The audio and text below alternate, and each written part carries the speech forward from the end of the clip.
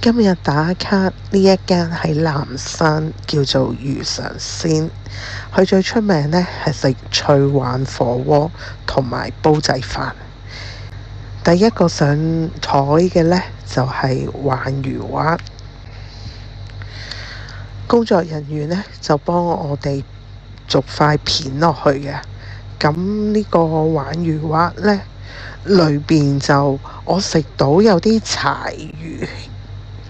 咁就佢係偏腍嘅個肉質，咁就唔係爽口啦。你見到啡色嗰啲一粒粒，我覺得係柴魚嚟嘅咯。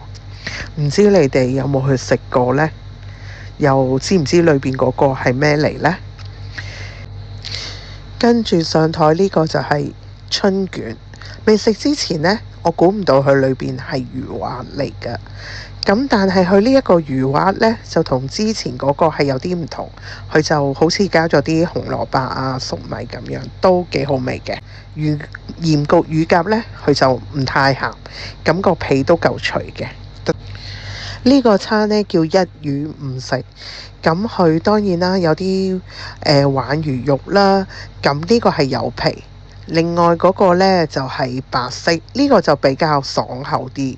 咁就工作人員交代我哋啦，咁就15秒就 OK 啦。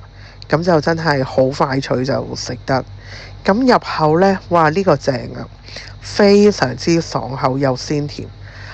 再嚟就係炆頭腩，哇呢個正啊，非常之入味。我哋呢食到一件都冇剩啊！呢個呢鯇魚片呢，就冇之前冇皮嗰個咁爽口，但係都 OK 嘅。